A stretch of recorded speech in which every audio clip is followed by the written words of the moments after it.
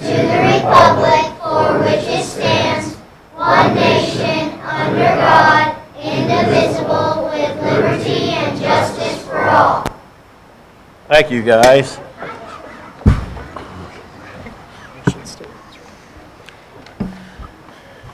The Piqua City Schools mission statement states that the students, parents, staff, and community of the Piqua City School District accept the responsibility to provide our students with the best possible opportunities for the intellectual, moral, and physical development necessary to become responsible citizens.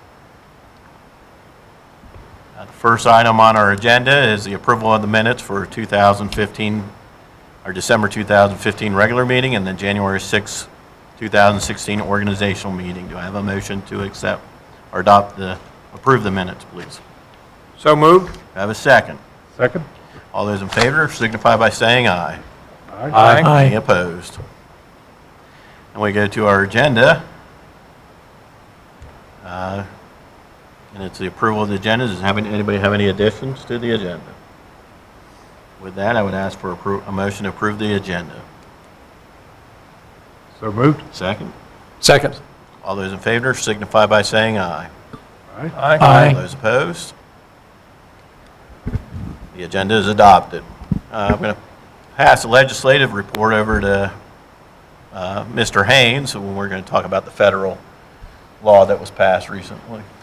Basically, the No Child Left Behind Act was revisited, and the federal government has passed a new component. Probably the most exciting thing coming out of it is the fact that, although I have not read a couple hundred pages, they are promising us that less federal regulation, less state regulation, and more local control, which we greatly appreciate from the standpoint that way we can continue to operate Piqua City Schools based upon what the needs of our communities and the desire of our community is. So looking forward to reading more, but also look forward to working with the state and legislators to allow this Board of Education to represent Piqua and basically run the schools the way they need to. Thank you, Mr. Haynes. Mr. Luby, you have the Upper Valley Career Center report. I do. The Upper Valley Career Center Board of Education met on January the 12th. At the meeting, a certification of appointed members took place, followed by the election of officers. The spotlight presentation for the evening was led by Andrew Snyder and Kathy Voris. Their presentation dealt with the marketing and recruitment initiatives that the Career Center uses to encourage students to attend the Career Center. It's very well done. They put together a booklet, and presentation really is an inducement for students to want to attend the Career Center. Board of Education members were reminded of a reception on February 2nd that will be held to honor Dr. Luce and Anthony Fraley, who's a newly hired treasurer.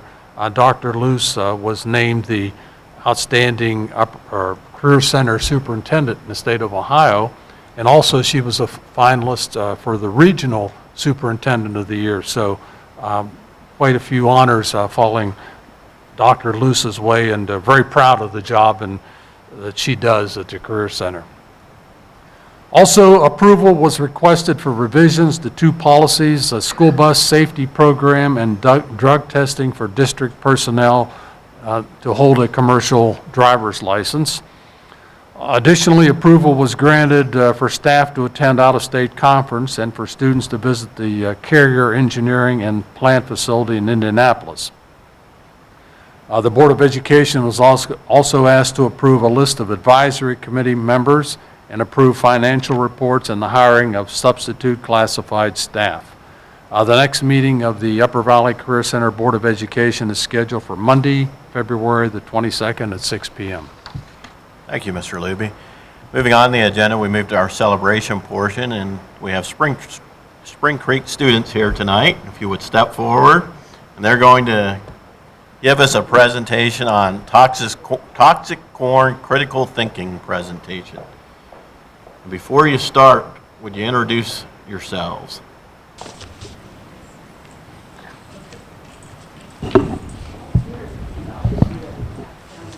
Thank you. The way this activity started was 2 days before Christmas break. Mrs. Everett went to the third grade teachers and said, I have this higher order thinking skill activity, and she wanted to do it with the whole third grade classroom. So we cleared out the gym for 2 days. Gym was held in the classrooms, and the kids did an activity that you will see. It was so interesting to see the kids so engaged, but it dealt with a STEM activities, which Mrs. Everett will tell you about. It was the neatest experience. The kids were on the floor and they were just going at it, trying to get everything done properly. So I'm going to turn it over to Mrs. Everett, and you will see the neatest activity. Well, like Mrs. Straley said, in an effort to embed higher order thinking skills, you have to have a challenge. So the girls are going to set up the demonstration as I'm talking, so you can see what they're doing while I'm talking. If you will glance down to the bottom of the front page of your outline where it says outcome, you can read above outcome for reading later about the activity. It's a rich activity because it's a STEM activity. STEM is a combination of science, technology, engineering, and math. This activity focused on engineering. We had a problem. We have a toxic waste hazardous spill, which represents the bucket that they're working on right now. The corn is considered hazardous waste. We don't want to get too close to it, hence the hula hoop. So we stay on the outside of the hula hoop in order to prevent anyone getting hurt. The kids throughout the activity had to work through the engineering process, which if you wanted to look through the actual paperwork that they used, it's in your packet. They had to work as a team and build a prototype, which is what the girls are using right now. The rubber band and the string was the materials given to them. Their team had to draw a picture of their plan. They had to write action steps. They had to try it out. And on day one, you saw a lot of frustration with that because no one told them how to build the prototype. On day two, move to your left a little, Ashlyn.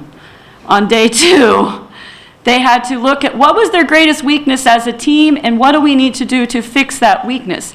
What steps do we need to take out and what steps do we need to put back in order to move the hazardous waste to a safe container without spilling it. So there was a lot of coaching involved, a lot of patience. On day two, when each team came to the point where they thought that they had accomplished their goal, they moved to the champion circle in the middle of the gym. You could have heard a pin drop in the gym because they were so excited to watch each other and to support each other by being quiet and watching. So we're going to watch here for just a couple minutes.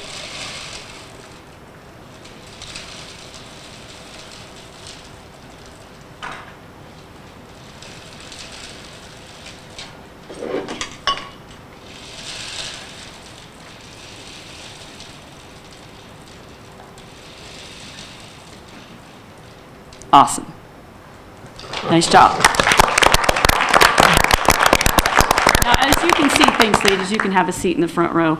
As you can see, that took a lot of critical thinking, a lot of patience. That didn't just happen because they jumped into the final conclusion and said, let's just do it. Now, a lot of kids tried to do that on day one, and they figured out it didn't work because you heard corn spilling everywhere. And so we had to go back to the drawing board and figure out what our greatest weakness was as a team. I will tell you, some of our gifted students who worked as a team, the whole team was gifted, they were pretty much the worst teams because they all had to have the right plan and they all want to jump to the conclusion and they don't want to go through the process. So they had to really, we had to really assess each team as to what each team needed. But critical thinking requires rich text, rich instructions, manageable steps. So you'll see that in your packet. Something else I want to talk about is that, well, first of all, let's watch the very short video of some of the other kids in our third grade that went through this process.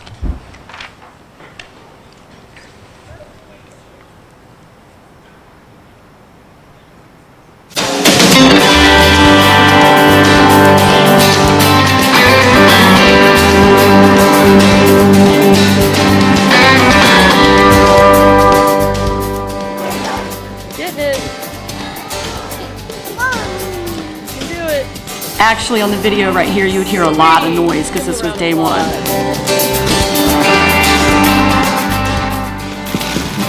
And this is day two. And notice they're in the middle of the gym because they were able to accomplish the goal in practice. Therefore, their team was invited into the championship circle to compete for being the best team that someone would hire as an engineer to come into your city and solve a hazardous waste problem, moving the corn into a safe container. So that's just a very short video of an example of day one versus day two. There was a lot of frustration on day one. But I'd also like to mention that we have been trying to embed more of these STEM activities into our regular curriculum. In an effort to do that, we're looking at doing a summertime STEM activity, and I have been able to communicate with Home Depot, and they would like to support us in that. So what support they'd like to give us, I can't tell you at this moment, but there is going to be a discussion with them very soon, and we're going to talk about that and see what kind of materials they can supply us for our summertime STEM. I had to create a proposal to them. The guy at Home Depot just said, well, what do you need? I said, I'll be back with a proposal.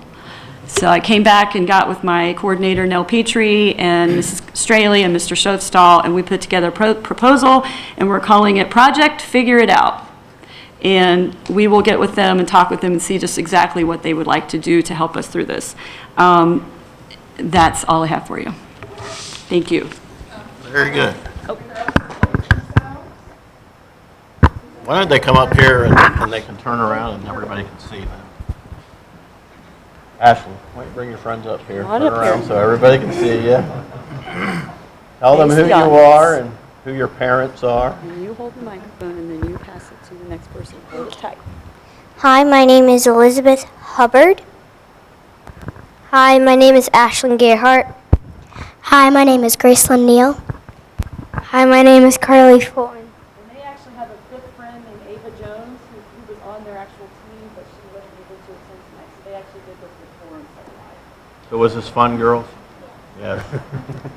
Very good. Well, thank you very much.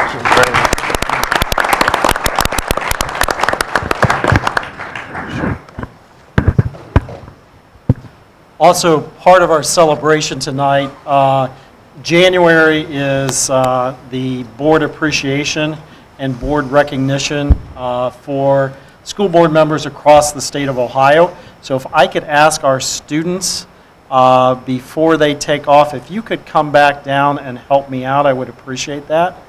And also, Mrs. Everett, if you would, and Mrs. Thace, if you guys could represent teaching staff, I would appreciate that. And if a couple administrators could come up and represent the administrative staff, just on behalf of Piqua Schools, all of the students, and we are around 3,600 students, and also all of the staff members, and you're looking around 400 staff members.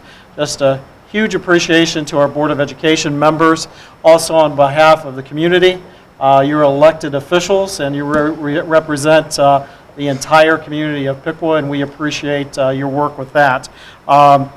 This year's theme is called A Work of the Heart, and if you think about what we all do and why we're all here on a daily basis and pretty much work this 365 days, 24/7, it's because we do have a passion in our hearts for our students and the children of Piqua.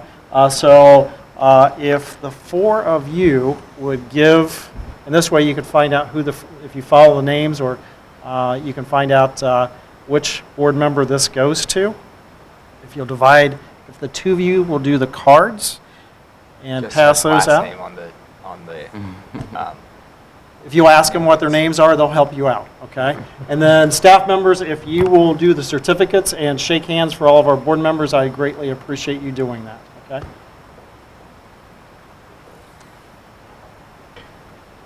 Bonnie and John, if you want to help.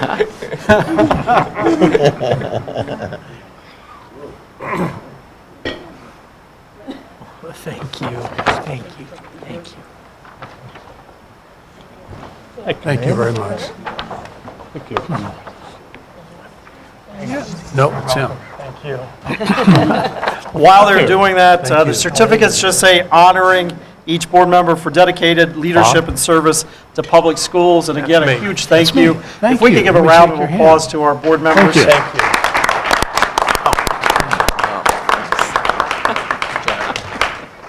Thank you. Thank you, sir.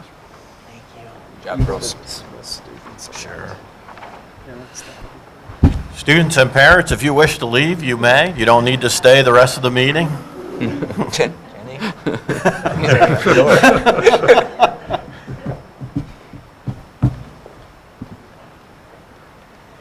Hey, moving on, we have the treasurer's agenda, or treasurer's report, I'm sorry. Mr. Hiddle?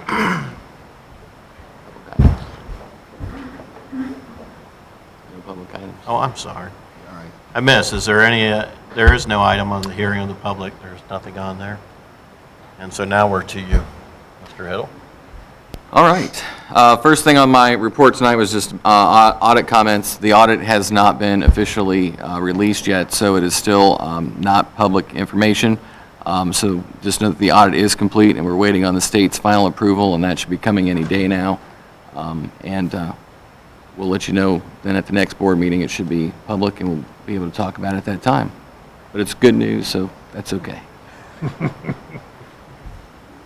The other thing I have tonight is the mid-year review, and Eric's going to pop up Frank's favorite chart, the 3-year comparison. I figured that it's the easiest thing for us to look at and go through, but line 1.07 total revenue, you see that we're at 50% what we expected for the year at this point, so that means we're right on target 6 months through our fiscal year.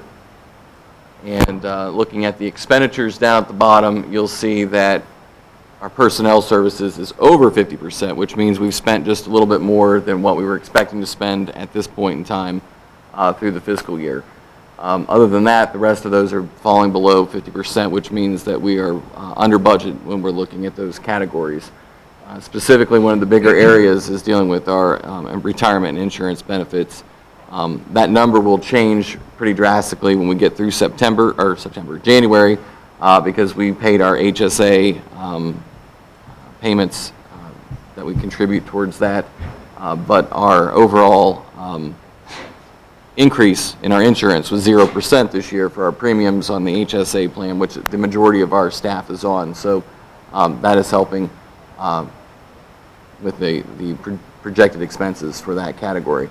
And so if you go down a little bit more, Eric, you'll see that our total expenditures were at 47%, 3 points under the 50% mark for the year. And in total at this point, we're looking at, if you look at line 6.01, under FY 2016, there's a $2 million carryover at this point in time. So we are on budget, and we're on target to being able to, I know I feel like I'm Kurt South, on time, on budget. So and that's the part of the conversation that I've been having with the administrative team is that we're doing well financially, but we always keep a track of, we have the budget, and we got to stick to what we've budgeted on, because when we talk about that 51%, we say, oh, well, we got extra money, that's okay, but we got to remember, if this was a year where we didn't have the carryover that we're currently having, then we're going to have a conversation about what are we going to do, because we're going to run out of money at the end of the school year if we don't get these things in line. So we've been having talks about, this is a good year to have those conversations, because we are running a little bit over. We're identifying those areas that's happening in, but at the end of the day, it's not going to impact us financially, but just to keep us on target for the year. This is a great one to be able to do. So good news is that we're on target to complete our 9th year in the black, which is extraordinary for a public school system. So I only come giving you good news again this evening about where we're at financially. Does anybody have any questions of Mr. Hiddle? Any board members? Okay. We'll move on to the treasurer's agenda. You have your normal 8 different reports. This is one of those 8 reports. Are there any questions on those? No, sir. The other thing that I have is just to recommend the approval of the payroll adjustments as presented in accordance with the PEA contract. These payroll adjustments are for people who are moving up a column, so they've completed a master's degree, master's plus 10, or master's plus 30. Also, tuition reimbursements for our staff who have completed courses at universities. Were there any questions about that list? No, thank you. Does anybody have any questions? No. With that, I would ask the treasurer to call the roll to approve, or can I have a motion to approve the treasurer's agenda? So move. Second? Will the treasurer call the roll, please? Mr. Gregerson, Aye. Mr. Bostic, Aye. Mr. Patrizio, Yes. Mr. Height, Aye. Mr. Luby. Aye. Move on to the superintendent's report. Item number one, our tech coordinator, Eric Heidenreich, is going to share with us about Piqua Boxcast.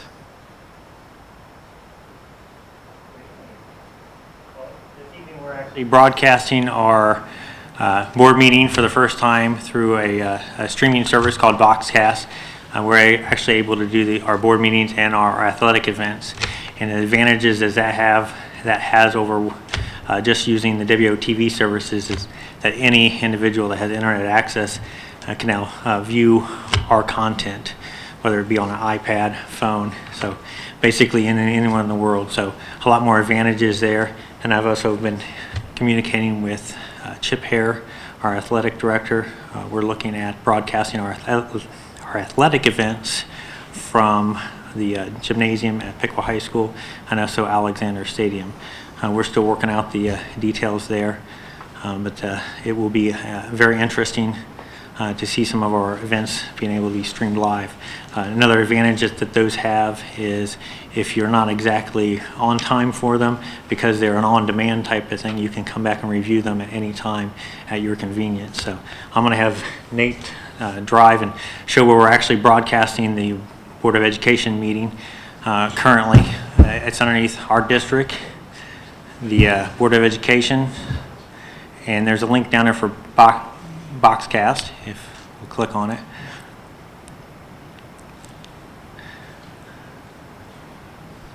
So now below that, any recorded events that we would have, any previous meetings, they would start appearing in that list as time goes on, as we have more and more meetings. And we'll be doing another one of these underneath the sports and activities page, and as we do sporting events, they will show up underneath there. Do you have any questions? Thank you. Just a huge thank you to Eric. Piqua City Schools is blessed with tremendous support from community for technology, but secondly, Eric has led very well, keeps us on cutting edge of doing things to allow our public to be involved. And I appreciate, this is one great example where we are broadcasting live on our cable TV, but also now we're available through the internet, which is excellent. So a huge thank you. Rick, has this been shared with the community that this is available? We are testing it This is the first tonight. time. And wanted to make sure that it was working well before we broadcast. So this will be going out as a press release. Yeah, and we've been watching it back there, making sure it was working this evening well, so, and it seems to be going really well. Very good. Thank you, Eric. Item number two, student achievement update. Just a brief thank you for everyone who participated in the work session, which was about an hour and 40 minutes before this meeting, all focused on student achievement.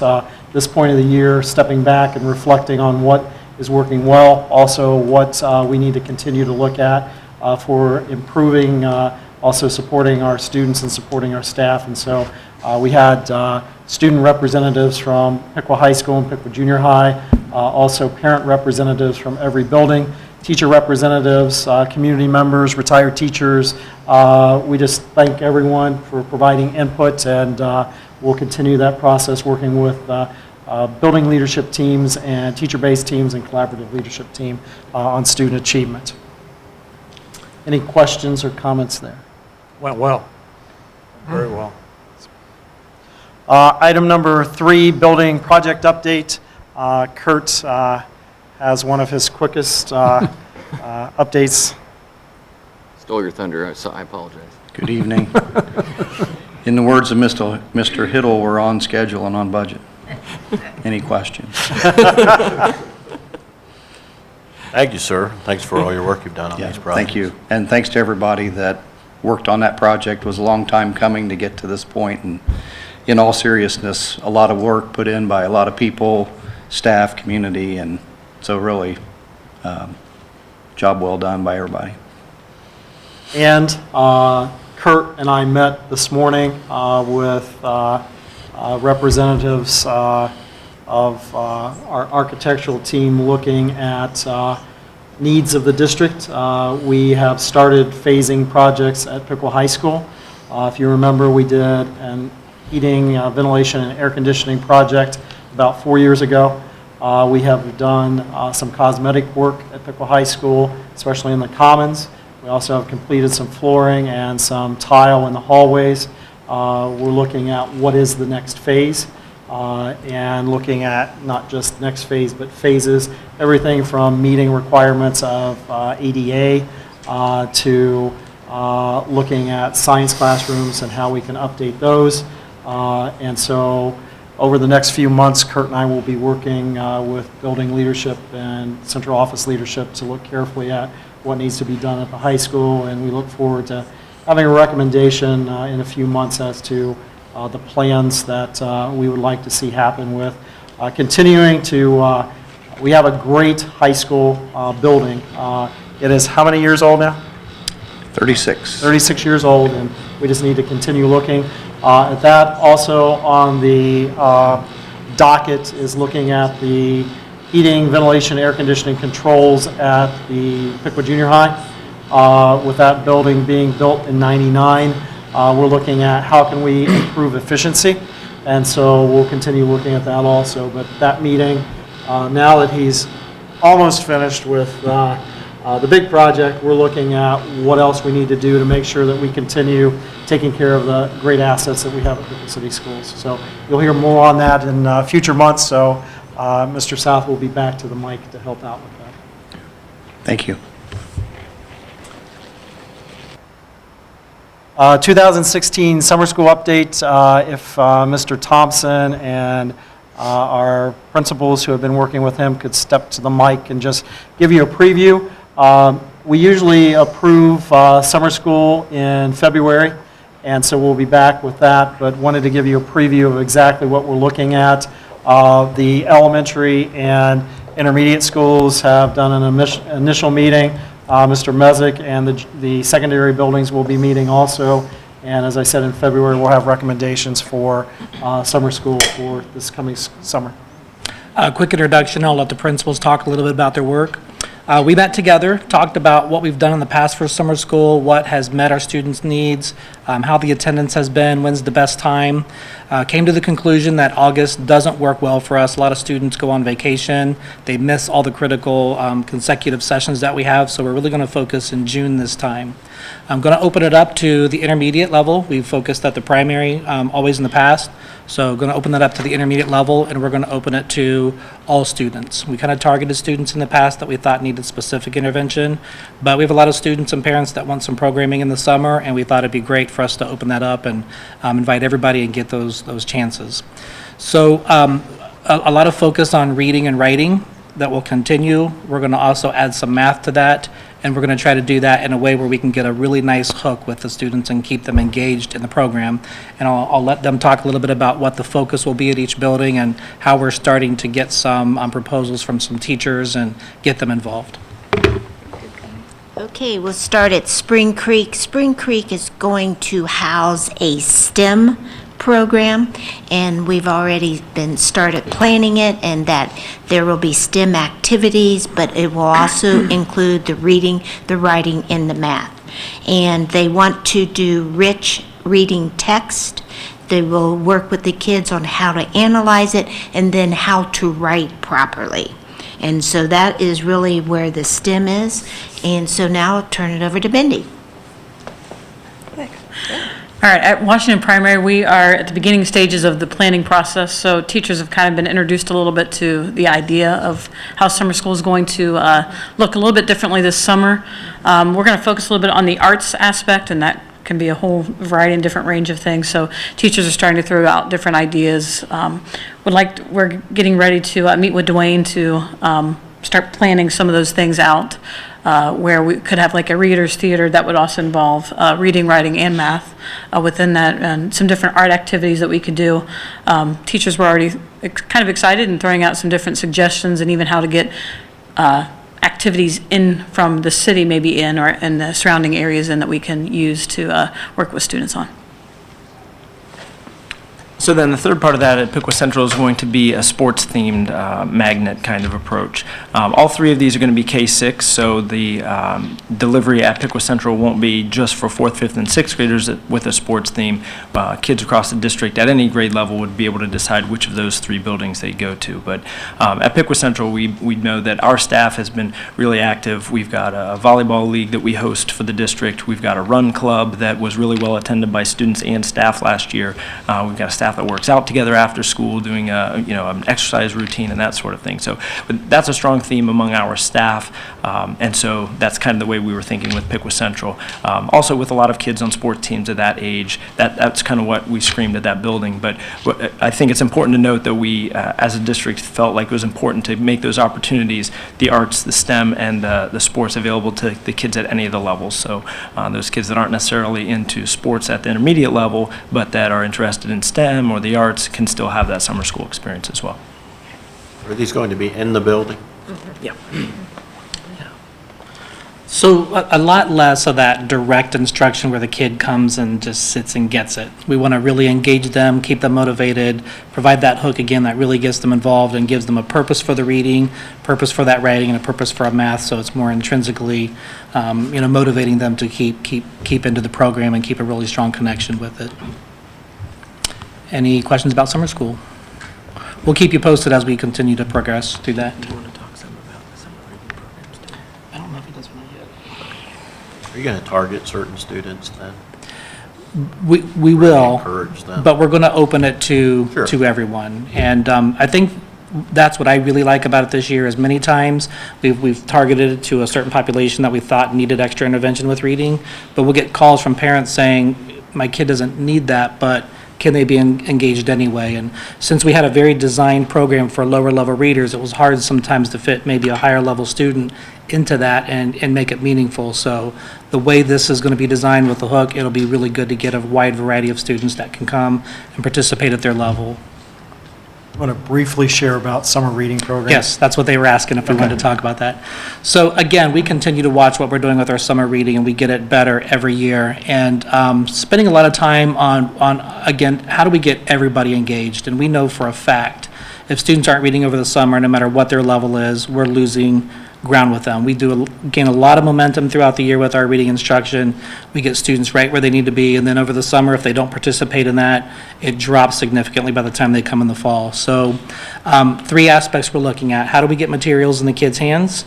How do we do some type of progress monitoring piece? And then what kinds of rewards can we offer to them? Those are the 3 pieces that every summer reading program needs to have. And we're working with a lot of people. We're working with the technology department, looking at providing either the Chromebooks for students or opening our libraries, as well as partnering with our Piqua Public Library. So we've got 3 opportunities there to get work or materials in our students' hands. Progress monitoring, we have our Instant Connect that we can use. Again, our technology department is working on a program where a student can enter books that they've read and a certificate can generate for that student right away, so there's instant feedback. What kind of reward can we provide at the end? We're still in the process of looking at that, but not just rewarding students, but parents too, because it's real important that the parents help maintain that summer reading over the summer months. So being a parent and doing that with my own child, I know the importance of my role in that. So we want to bring parents and students together at the end of the summer and recognize them for the work that they've done all together to make that happen. So again, in the beginning stages of that, I think a unique piece that we're trying to offer to that is really helping them make connections to our community with some of the reading. I've already talked to Mr. Haidt about maybe getting some students to go out to Johnson Farm, connect some reading with that, so that they're not just reading about it, they're actually going to experience it, and they're going to really make a connection with the vocabulary, the terminology, and the content they're reading by doing something in the community that connects with that, so it all pulls together and they're not just sitting and reading a book. So a lot of really good ideas we're generating. I think we've taken everything we've done in the past and we just keep making it better every summer. Do you have anything you want to add to that? You did a good job. Well, I would add that we've only done that in K-3, so we are expanding that to our intermediate students as well. And we do have some teachers at that level that are very interested in adding that component, so they've added some really good feedback in terms of how we're going to expand that to those levels. And while you're here, you want to share about extended school? Sure. Extended day? Our expanded learning is going to begin around the second week of February.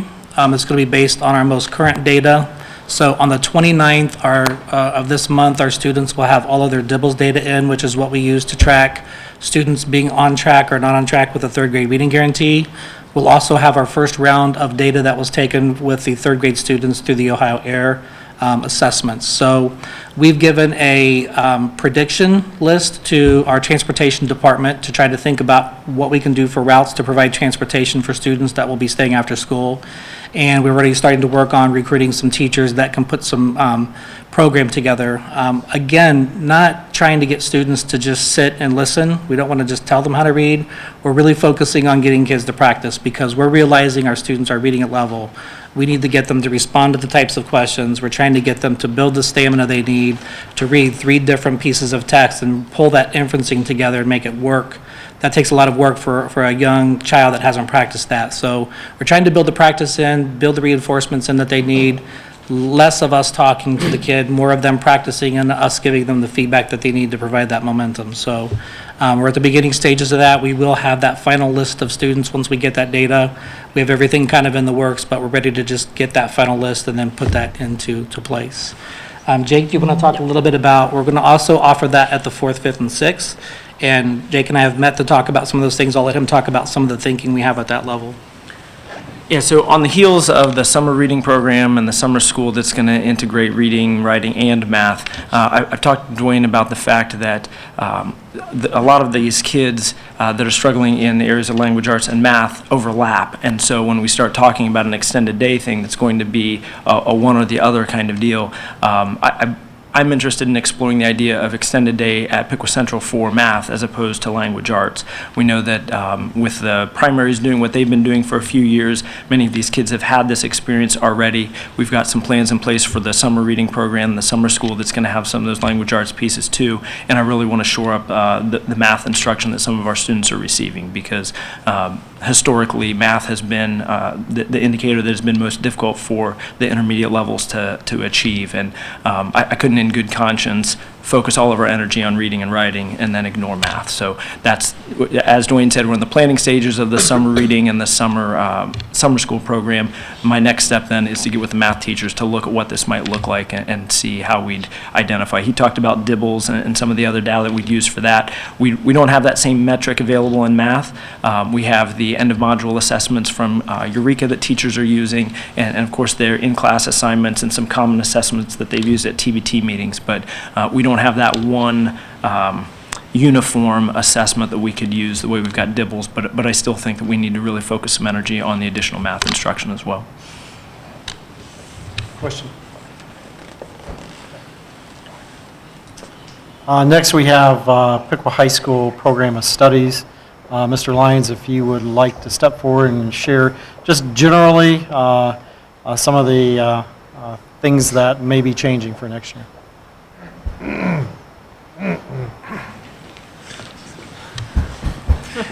It'll be quick this year, I promise.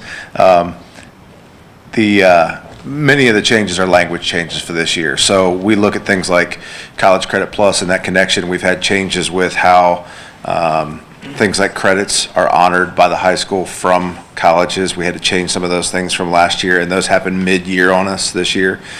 So we've made those adjustments. The connections that we have with our colleges that we're working with, like Edison and Ohio Northern University, and those kinds of things are language changes for the year. Also in the STEM program that we run with Jeremy Kettering through Upper Valley Career Center. As you know, you get to visit that program, and those courses, although we're still maintaining those courses, they're all different language now and taught completely differently. So most of the things that we're seeing right now are language changes rather than additions to the handbook, which is actually nice for this year too, especially with the adjustments that we made in the past few years. So. Any questions? Thank you. Next, Teresa Anderson with a preview of what we're doing with kindergarten registration, kindergarten kickoff, and she's going to update us and additionally give information at future board meetings also. We have organized our countdown to kindergarten. So there are 6 steps counting down to the first day, which is a student's first day in kindergarten. The beginning step is registering for kindergarten, so we will be ready to begin that process starting February 8th. We will have packets available. The registration packets will be available at the Board of Education as well as Spring Creek and Washington primary schools.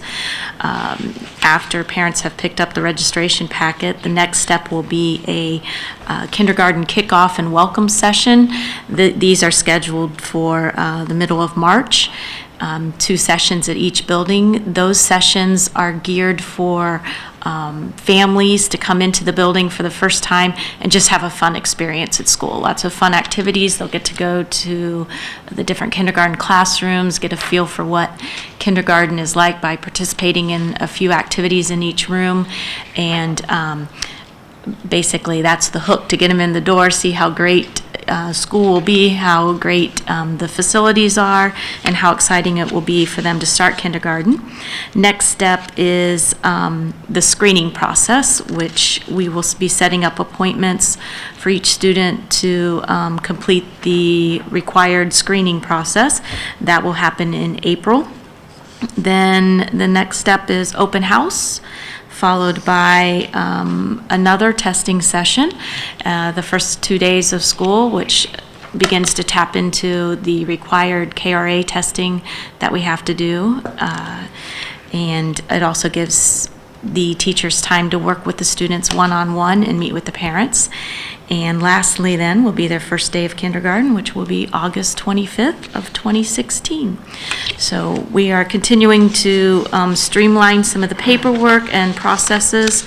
Also have had several meetings with the primary administrative teams and secretarial teams, working on making sure we're all ready for those processes.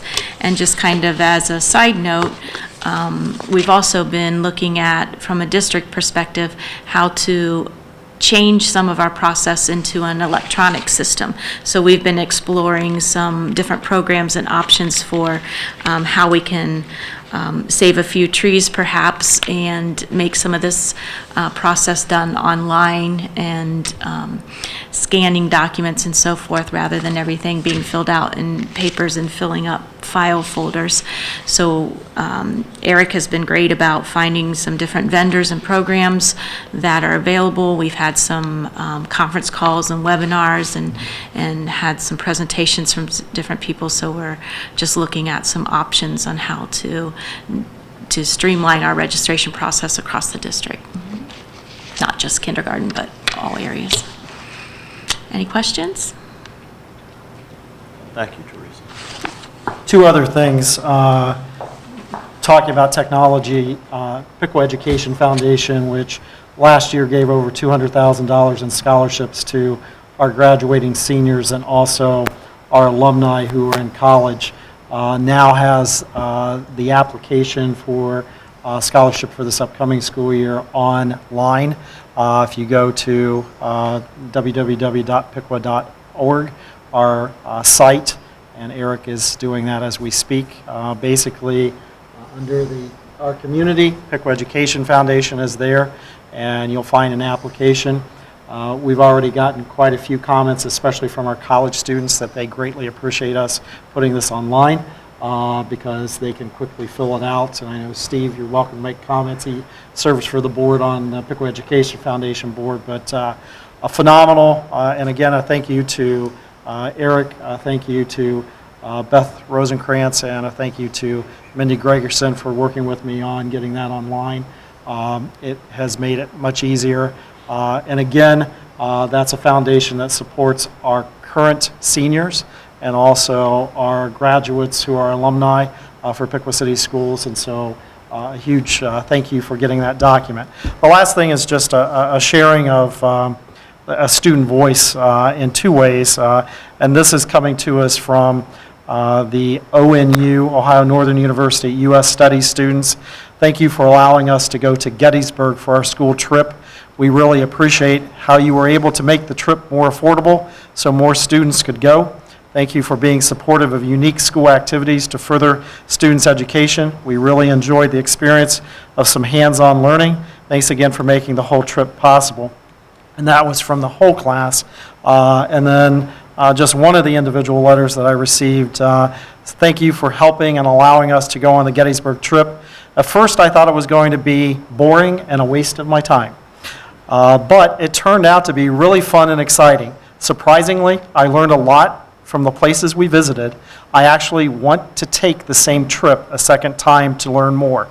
I'm sure all of us agree that it was worth going and doing all of the makeup work. Touring the cyclorama at the museum and touring the battlefield was the best educational part.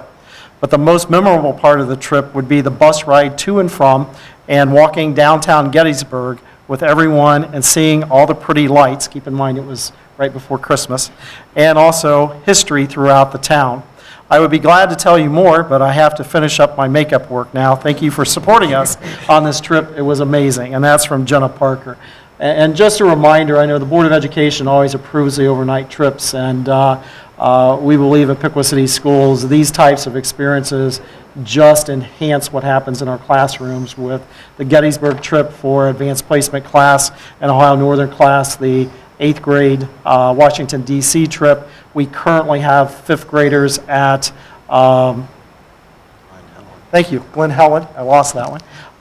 Those trips and just the day trips we also take are extremely important to really broaden what happens within the classroom. So a reminder to all of us the importance of some of the work that we approve down the road. And with that, that's the superintendent's report. You want to talk about the buses?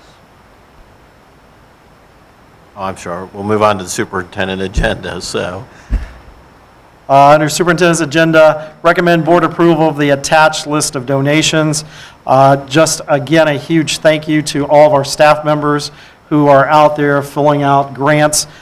This list, Unity National Bank to the Senior Citizen Holiday Breakfast for $1,000, the Tip City Athletic Department to the Piqua Athletic Department for $400, the Hartsville Propeller to the Regional Science Olympiad for $500, Pioneer Electric to the Regional Science Olympiad for $100, Mr. and Mrs. Hill to the Piqua Show Choir for $500, the University of Dayton concession stands to the Piqua High School girls softball for $708.38, Kroger's to the Piqua High School Science Olympiad for $35.60, and the University of Dayton concession to Piqua High School girls softball for $402.04.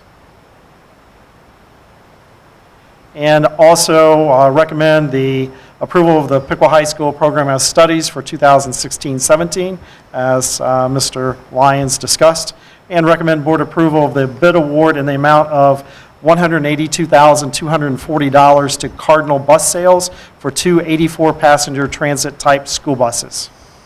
Okay. Does anybody have any questions of Mr. Haynes? I ask for a motion to approve the superintendent's agenda. So move. Second? Second. Although will the treasurer call the roll? Mr. Height. Aye. Mr. Luby. Aye. Mr. Gregerson. Aye. Mr. Bostic. Aye. Mr. Patrizio. Aye. And we'll move to the personnel agenda. Thank you. Recommend board approval of the resignation of Kenneth DeWeese as bus driver effective February 5th, 2016.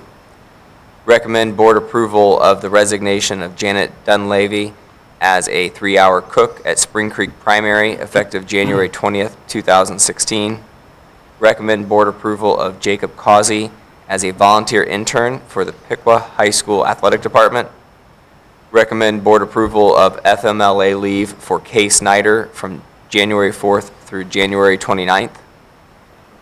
Recommend board approval of the attached list of substitute teachers for the 2015-2016 school year. Recommend board approval of the attached list of classified substitutes for the 2015-2016 school year.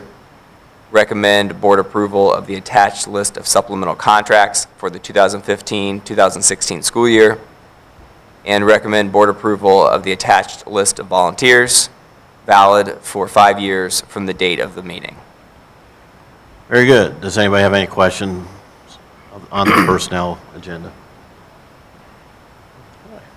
I would ask a motion to approve the personnel agenda. So moved. In a second. Second. Will the treasurer call the roll, please? Mr. Luby. Aye. Mr. Height. Aye. Mr. Bostic. Aye. Mr. Gregerson. Aye. Mr. Patrizio. Aye. We moved to old business, and last year the diversity committee recommended that the guidelines attached be adopted by the board. The guideline is in the attachment to the item. Basically, what it does is it provides that the board would interview a minority candidate for any, not the board, but the administration would interview a minority candidate whenever a position was available in the district. If there was circumstances that would not permit that to happen, Mr. Haynes could notify the board as to why and give a waiver. Mr. Larson pretty much did this last year. I think in very few positions, I don't believe there were very few positions that did not have a minority interview. That's correct. And so this guideline continues in the future. I would ask that the board approve this. Does anybody have any questions? Do I have a motion to approve the guideline? So moved. I have a second. Second.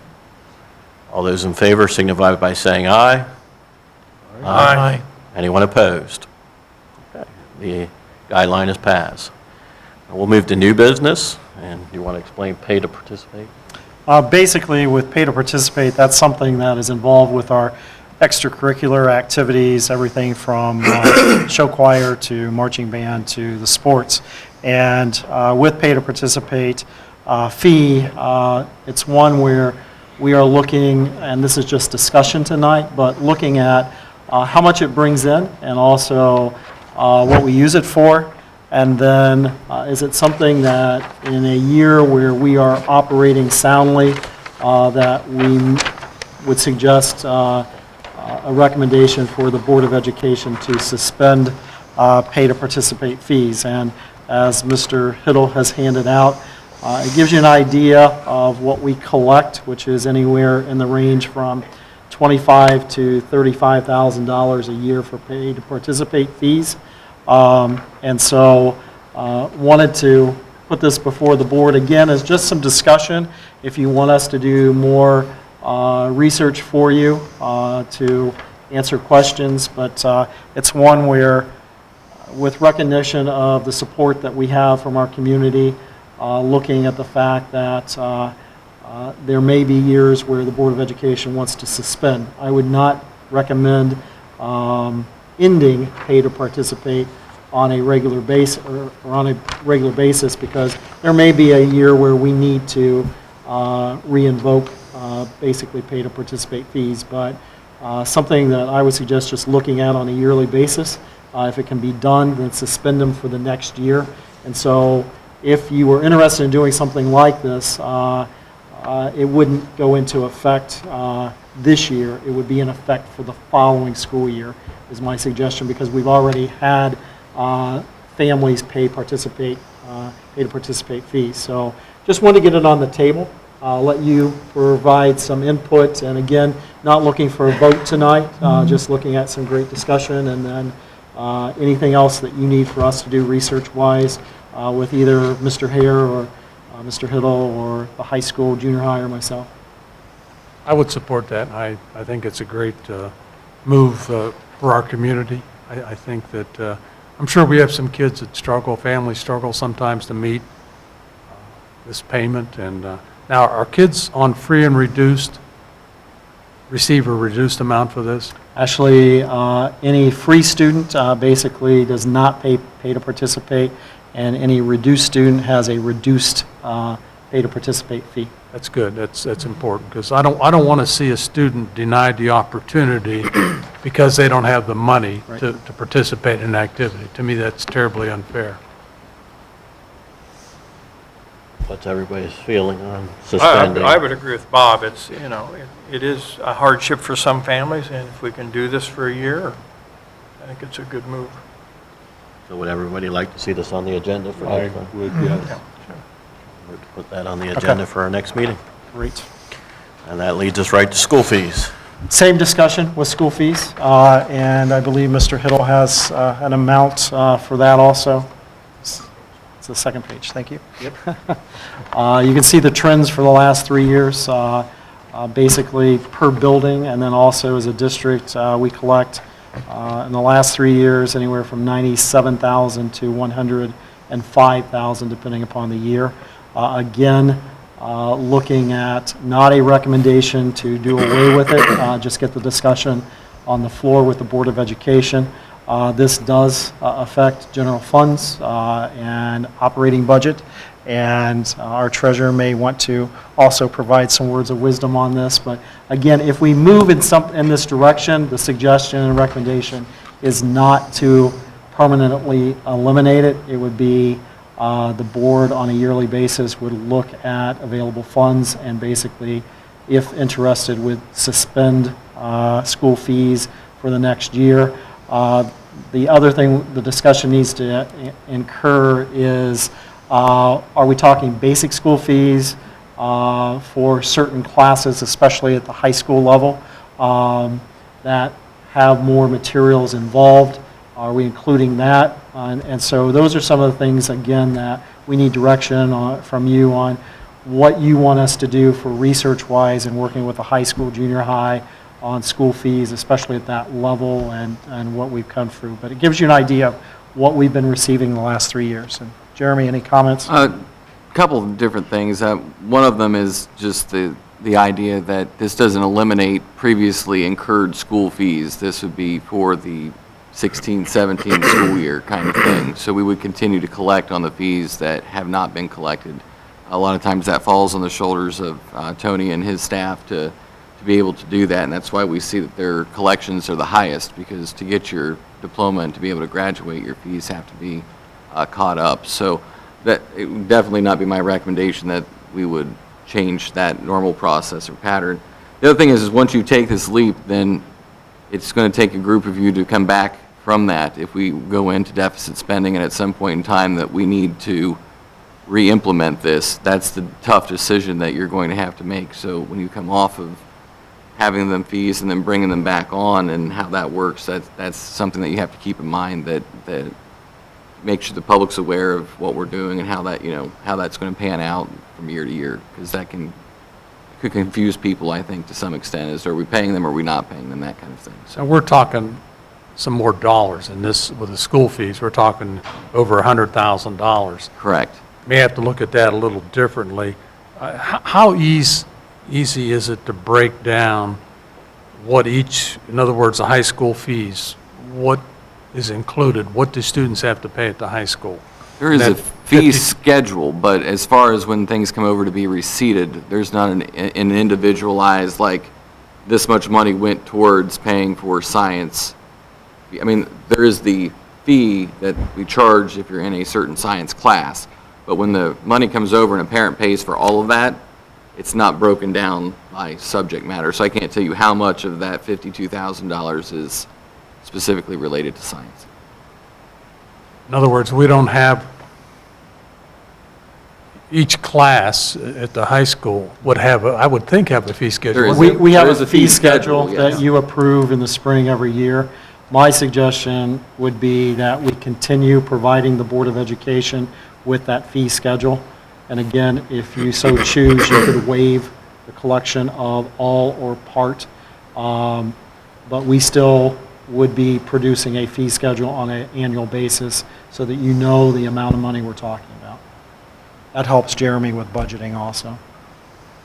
At the high school level, the fees can be fairly significant if you have 2 or 3 kids in the school. And just from my own experience, several $100s due at the beginning of the school year, Depending on which classes they take. Yeah, yeah, and then you have, then you had to pay to participate also. My feeling, quite frankly, is with the surplus we're running right now, I would be in favor of suspending them or significantly reducing them. I would support the pay to participate right now. I'd have some questions about school fees. And maybe it's looking at readjusting them or saying that there's a maximum that each family would have to pay. So we have a maximum for family for pay to participate, for pay That's to play. correct. You know, That's correct. something like that might be a way to install into this as well. If we get more information on that. Yeah. And I mean, if we want to try to figure it out by class, I'm sure we can go back and get roster numbers and figure out how many students were in that class and do the math on the fees, so you can have an idea of what that And equates where does this money go that we collect? to. This money pays for the supplies and stuff that goes to the high school. This is general fund money. Okay. Okay. If you think of other things, question-wise, please let me know, and we'll continue working on this. Okay. Moving on to Mr. Haynes and my favorite topic, extracurricular graduation requirement. A lot of research out there that basically says the more that students are involved in extracurricular activities, the stronger students they tend to be. Also, the stronger focus they're able to maintain. Also, the fact that they end up with a advisor or a coach who is not only interested in the sport that they're participating in or the activity they're participating in, but making sure that they are a quality student. We always talk about our student athletes. And when you look at the research out there, basically it's talking, the more they're involved, the more they're getting out of their high school experience. Our work session today was a reminder from our high school student who talked about our students are either involved in extracurriculars or they're involved in a job. And so, again, for discussion purposes tonight, it's just looking very carefully at, as we look at graduation requirements, do we want to put something in effect that says that there needs to be some sort of participation in an extracurricular throughout the high school career? Similar to currently they have to have some type of health credit. They have to have some sort of finance credit. And again, all those things have been dictated to us by the state of Ohio. And this is an opportunity for us to look at, are there other things that this Board of Education would like to see our students doing as a requirement for graduation? And so, again, putting the discussion, not looking for any decision even in the next couple months, but looking at that discussion, getting feedback from the high school guidance department. But it is something to look at. I have discussed this with some other superintendents. The closest that I could find so far is not a requirement for graduation, but a requirement that if they weren't in an extracurricular in their freshman, sophomore year, they were automatically referred to a guidance counselor, and the guidance counselor was talking with them about the importance of being involved in some type of extracurricular activity. And so there's enough out there that I think it's important for us to talk about, look at. And Tony, anything you want to add from high school at this point with this, or questions that you all have? But it's an important discussion.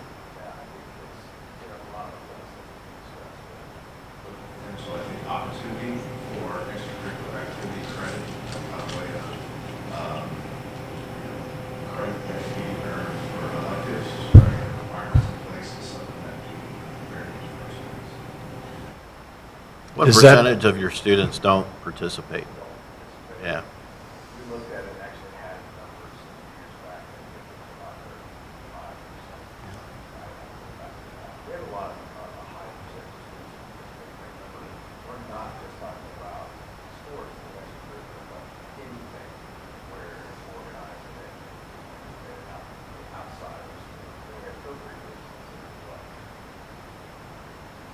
Does that become a record-keeping nightmare for the people that have to? Absolutely, on the surface, it would be something that you have to implement some sort of structure to be able to monitor that.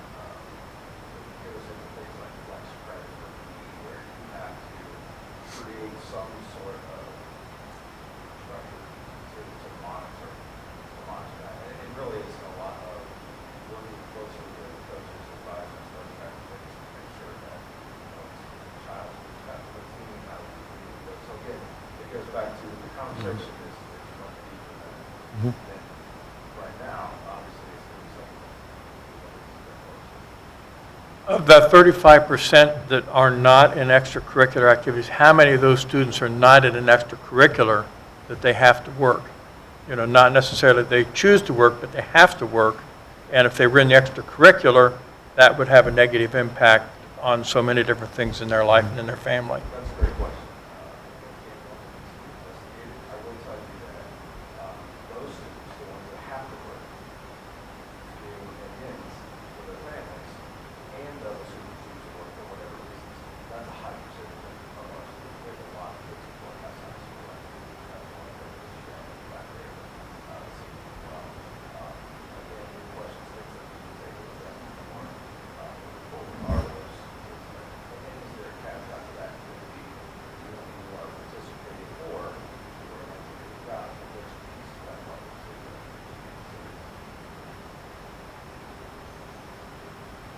I think part of the question is this something you want us to continue exploring, or tonight's the end of the conversation? I think it's so huge, like I said before, it'd be very difficult to manage. And is that something else we heap on the guidance counselors who are probably pretty busy as it is with graduation requirements, et cetera, et cetera? Yeah, and that's one of those things when we went to credit for extracurriculars or athletics in this case, and cheerleading, that the state has allowed us to honor that credit essentially.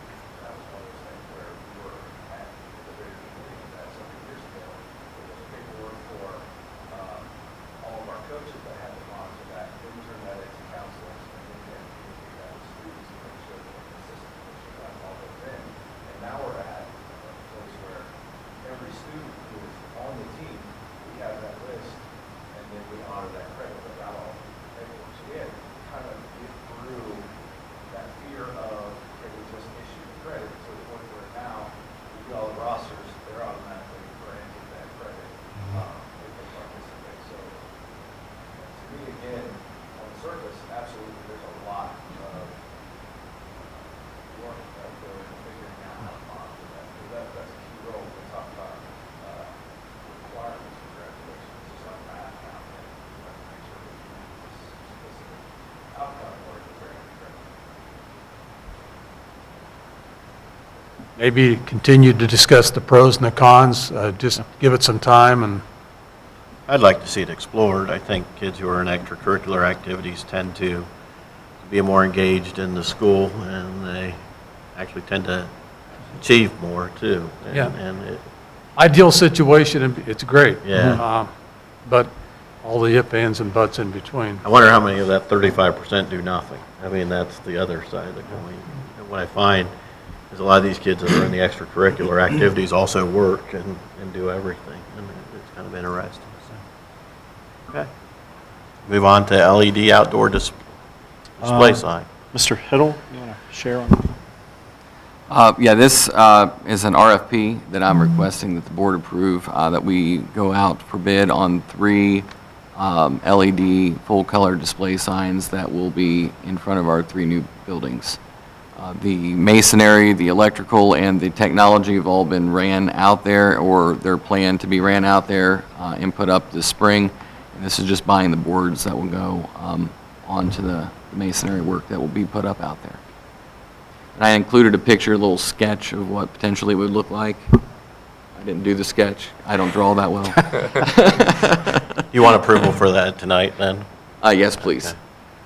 We have a... Is this a continuation of the building project, or is this in addition to? This is separate from the building project. The masonry, the technology, the electrical, all of that is part of the building project, correct, Kurt?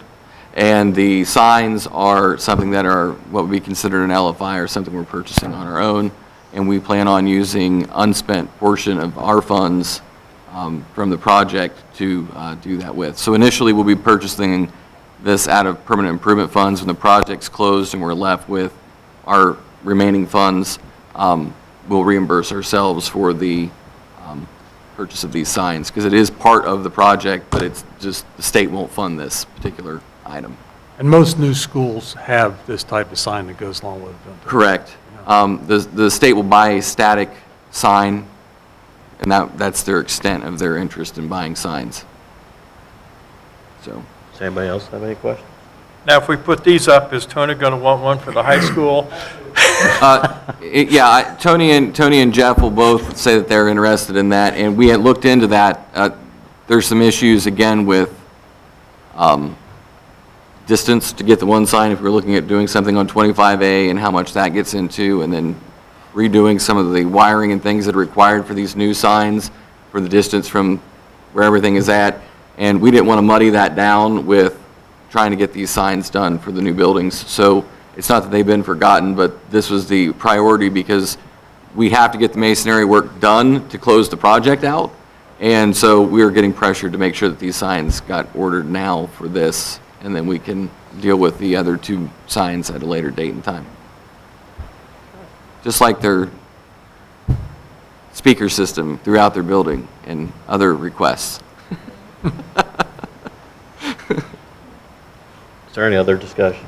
Can I have a motion to approve the request for proposal for the colored signs? For Jeremy to at least go out for bid for them, okay? Second. All those in favor signify by saying aye. Aye. Anyone opposed? Motion, or, you're authorized, Jeremy. Thank you. Beverage supply contract is the next item on the agenda. The beverage supply contract, I also have an RFP that I need to advertise for beverage supplies, which means that basically it boils down to Pepsi or Coke. And we get to do this every 5 years, and we get our Pepsi lovers and our Coke lovers, and at the end of the day, they're already chanting. At the end of the day, we basically work with whoever is going to be the best partner for the district. And so we put this RFP out. It's the same that we've been using in the past, just a few updated tweaks with the new buildings and things like that in it. And then we give it to Coke and Pepsi, and then they get back with us, and then we decide which one's most advantageous for the district to be involved in. Can we negotiate anything that they might sweeten the pot with, so to speak, as we... Correct. Once we get these back, then we can continue having those negotiations and discussions, and then we can, massage it into whoever's going to turn out with the most favorable deal for the district. And a lot of times that comes into play for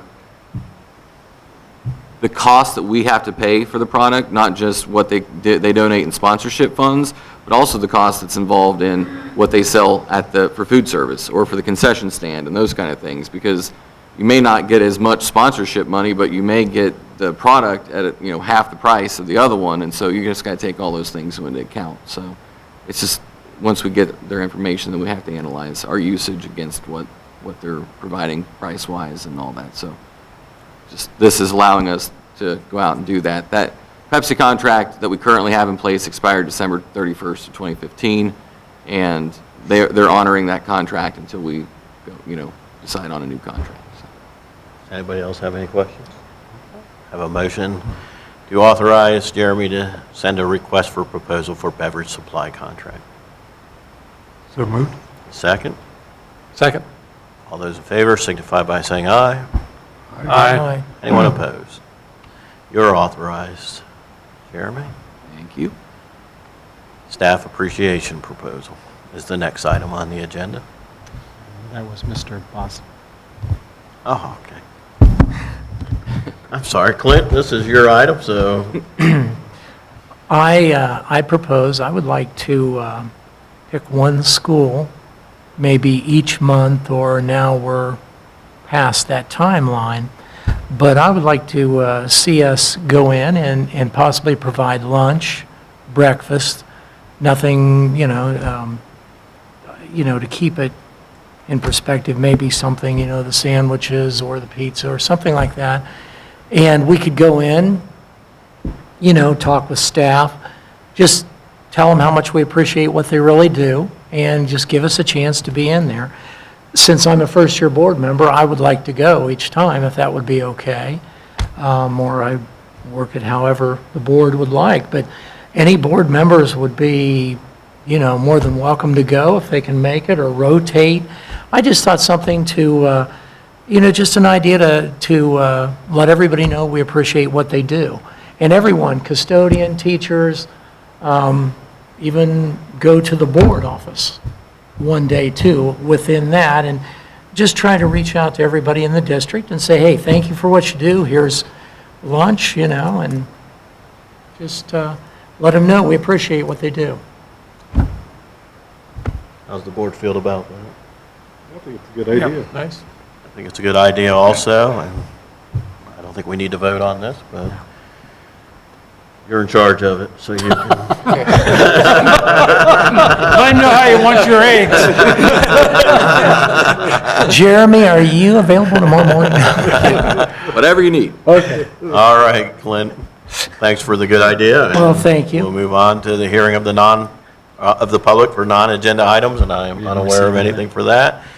Administrative reports, each of the board members has received a copy of them. Do any of the board members have any questions or comments on any of them? Just appreciate them each month. It gives us a better insight as to what's going on in each building, and we appreciate the time that this is not easy to do. We appreciate the time that the administrators do to put these together for us. Okay. With that, we'll go into executive session. I have a motion to go into executive session for the purpose, appointment, employment, dismissal, discipline, promotion, demotion, or compensation of employee, student, and/or school official, and for the purpose of consideration of lease and/or sale of property as permitted under Ohio Revised Code 121.22. A motion. So move. Second? Second. All those in favor signify by saying aye. Aye. Anyone opposed? We will not be meeting after executive session. Our next meeting, regular board meeting, will be February 25th, 2016 at 6 p.m. at Washington Primary School. And before we leave, Mr. Clark, happy birthday. He's left. He's left the building. He snuck out. Oh. He was running late for his birthday meal. Very good. Thank you. Good night.